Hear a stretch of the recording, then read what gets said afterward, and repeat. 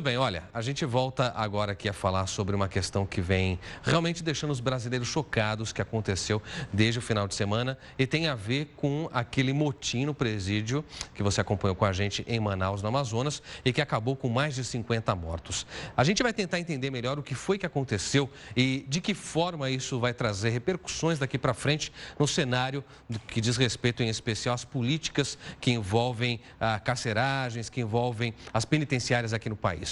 Para a gente entender e conversar melhor sobre isso, eu recebo aqui o professor Rafael Alcadipani da Silveira, que é professor adjunto da Escola de Administração de Empresas de São Paulo, da Fundação Getúlio Vargas, e que vai conversar com a gente então sobre esse massacre. Para você relembrar, foi no Complexo Penitenciário Anísio Jobim, em Manaus. Professor, boa noite, bem-vindo. Obrigado por nos atender. Professor, claro que todo brasileiro assistiu atônito a tudo isso e ouviu relatos a respeito disso, daqueles que tiveram acesso, inclusive de um juiz, de que foram cenas de guerra, algo impossível até de imaginar. Segundo maior massacre no que diz respeito a penitenciárias, trazendo à nossa mente o que foi Carandiru. O que acontece diante desse caso? Porque, sem dúvida alguma, com a visita do ministro Alexandre de Moraes, algumas ações serão tomadas. Antes da gente entender por que aconteceu, qual vai ser o desdobramento disso daqui para frente na sua visão? Olha, de fato as cenas são chocantes. Eu tive acesso a alguns vídeos e algumas fotos. É coisa que lembra o Estado Islâmico, de tão cruel que foi colocado. Eu nunca vi coisa tão cruel na minha vida, na verdade. E a partir de agora, né, você não mata impunemente, dentro do mundo do crime, pessoas do PCC e isso não vai ter revanche, isso vai ter forra. E me parece que o Estado brasileiro não está preparado para lidar com a complexidade que esse problema coloca para o Brasil. Agora, professor, se a gente pegar um pouquinho do que pode ter gerado isso, porque muito se fala em superlotação, e isso é uma realidade das carceragens brasileiras que se discute há muito tempo, mas pouca providência se toma a respeito disso. Agora surgem as evidências de facções rivais, desentendimentos entre líderes de facções. O que de fato está por trás dessa tragédia em especial?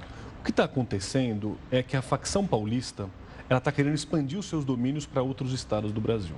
O norte do Brasil é um ponto estratégico para as facções criminosas, porque é por onde você consegue ter a entrada de drogas, principalmente da Bolívia, do Peru e da Colômbia. O que está acontecendo é que o PCC tem tentado expandir para o norte do Brasil, certo. E a família do norte, que é a facção local, está tentando resistir. Só que isso já está acontecendo faz tempo. A expansão do PCC para o norte e para o sul do Brasil, se você lembra bem, houve aquele caso no Paraguai, onde foi morto um dos chefes do tráfico lá, Exato. Numa ação também cinematográfica do PCC. Isso já está acontecendo há quase um ano. E os governos, tanto federais quanto estaduais, eles não têm tomado nenhuma atitude para combater essas facções criminosas de forma enérgica. E a gente viu, então, essa ação que aconteceu agora em Manaus, culminando esse processo, que infelizmente está se desdobrando e está acontecendo. E o governo federal parece não estar tomando as ações necessárias, nem os estados, para que isso não aconteça. Até porque não se assume, né, com a evidência necessária, que de fato é uma guerra entre facções. Hoje, com a visita ao presídio, o ministro Alexandre de Moraes disse que não, que mais da metade daqueles que foram assassinados, efetivamente não tinha envolvimento com nenhuma facção. Agora, me chama a atenção perceber 3 nomes de facções, né? Nós temos o conhecido PCC, que age no estado de São Paulo, Comando Vermelho no Rio de Janeiro, e o Família do Norte, que para mim não era um nome muito conhecido. Explica um pouquinho para a gente. Família do Norte é uma subdivisão do Comando Vermelho, é uma, digamos assim, facção apoiada pelo Comando Vermelho que está em guerra com o PCC, seria isso? Na verdade, a Família do Norte é uma facção do norte do Brasil, e que tem associação com o Comando Vermelho. Né? Perfeito. Se isso fosse, se a gente estivesse falando do mundo corporativo, qual que é o natural? Eu começo a crescer, eu vou querer ocupar novos espaços, novos mercados. Então, eu vou comprar e vou adquirir. Tá certo? Eu vou fazer junção com empresas próximas para a gente poder ter alguns benefícios em comum. Como a regulação aqui é feita pela violência, o que eu faço é que eu entro em choque, eu entro em conflito, eu entro em guerra. Né? O que está por trás disso tudo é essa política que se adota no mundo e principalmente no Brasil de uma repressão às drogas sem perceber que isso é um problema de saúde pública e não de segurança pública. Se a gente tivesse, por exemplo, a droga regulamentada no mercado brasileiro, a gente ia ter empresas competindo para conseguir entregar a droga de uma maneira melhor. Né? Você vê nos Estados Unidos agora, 5 estados liberaram a cannabis.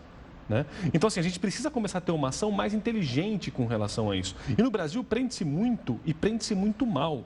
Eu vi o ex-secretário de Segurança Pública do Distrito Federal falar, em Brasília se prende 30 pessoas por dia. 30 pessoas por dia só ali em Brasília? Isso. Aonde você vai colocar essas pessoas? Exato. Agora, o cidadão de casa, o nosso telespectador, ele está muito descontente com a questão da segurança pública.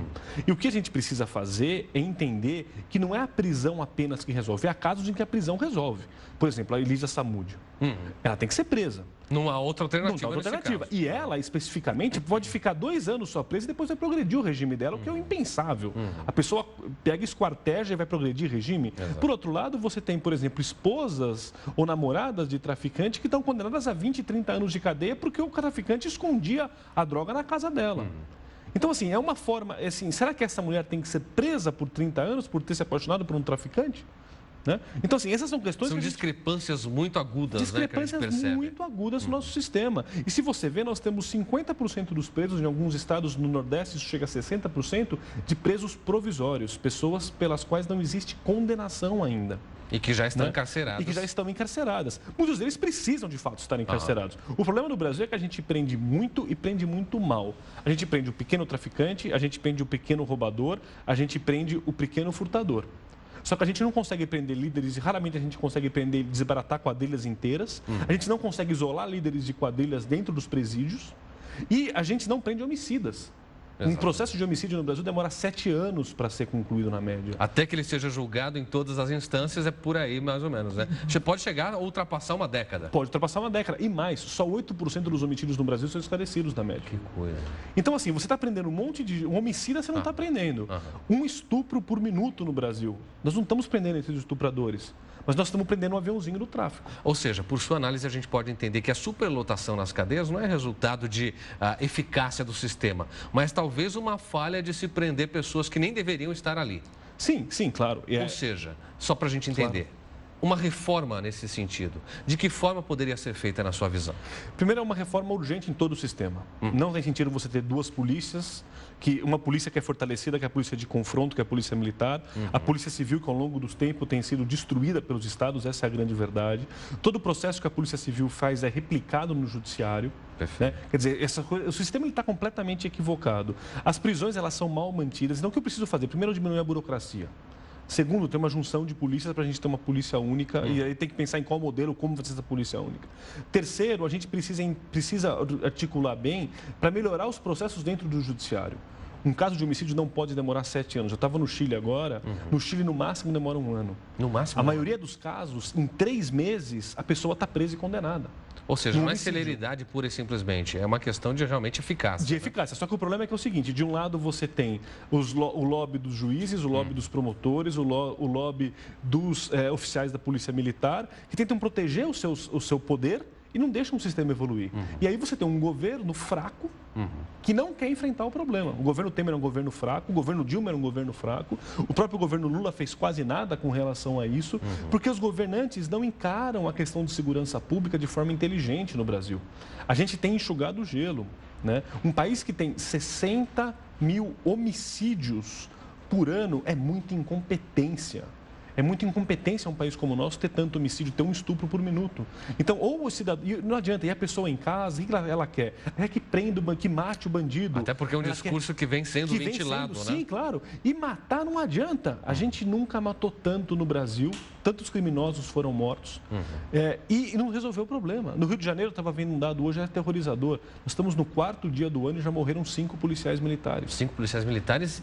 Até aqui. Até o começo do ano. Né? Os policiais estão sendo mortos cotidianamente por conta de um sistema que não é bom para o policial, não é bom para o cidadão comum, não é bom para ninguém. Agora, professor, a gente entendendo essa questão do ponto de vista, então, do combate à insegurança, à violência, também da questão que envolve o espaço físico das carceragens. Fica o grande problema que nós estamos vivenciando agora, que é a guerra de facções dentro dos presídios. Como é que se resolve isso? Separando as facções, é possível fazer essa separação? Porque me parece improvável e talvez até impossível de se fazer, né?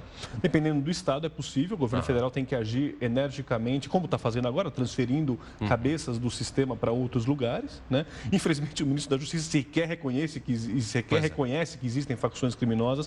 É como se o fato de eu não dizer alguma coisa, ela não existisse. É quase infantil esse tipo de atitude. Infelizmente, a gente precisa evoluir muito nessa situação. Então, assim, precisa se construir novos presídios que funcionem. Essa coisa também de parceria pública e privada, vamos deixar a iniciativa privada cuidar dos presídios. Esse presídio em Manaus era um presídio privado. Pois é. Tinham 20 guardas que cuidavam do presídio. 20 guardas para um presídio, quer dizer, praticamente nulo, né? Porque a empresa privada quer ganhar dinheiro, né? Então, assim, a gente precisa aprender melhor, prender quem precisa ser preso, ter efetividade nas penas alternativas. Hoje, uma pessoa que rouba um celular na Avenida Paulista, ela não tem pena alternativa. A pena alternativa não funciona praticamente para ela. Verdade. Então, assim, a pessoa precisa sentir, talvez eu não tenho que prender 20 anos quem rouba celular na Avenida Paulista. Só que essa pessoa precisa ter uma punição que ela saiba, olha, eu não posso roubar celular na Avenida Paulista. E o sistema não está acontecendo. Então, assim, é fundamental que a sociedade comece a cobrar do seu governo, não que ele mate criminosos, porque é isso que hoje a sociedade cobra da polícia, que ela tem que matar, que ela tem que arrebentar. Ela tem que cobrar que os governos tratem desse assunto de forma inteligente. Tem muita gente inteligente no Brasil pensando sobre esse assunto. Tem o Luiz Eduardo Soares, tem o Renato Sérgio Lima, tem várias pessoas muito inteligentes que são capazes de oferecer soluções e agir para criarem soluções para esse tipo de problema, só que estão alijadas do governo federal. O que precisa é poder público encarar essa questão como uma necessidade urgente e não algo que possa ser postergado como estão fazendo. Exatamente. Perfeito. Professor, muito obrigado pelos esclarecimentos. Esperamos recebê-lo aqui em outras ocasiões, mas para comentar situações, digamos, melhores, talvez avanços nessa área e não uma desgraça como essa que a gente acabou acompanhando, infelizmente. Obrigado mais uma vez. Sucesso para você na sua carreira. Obrigado.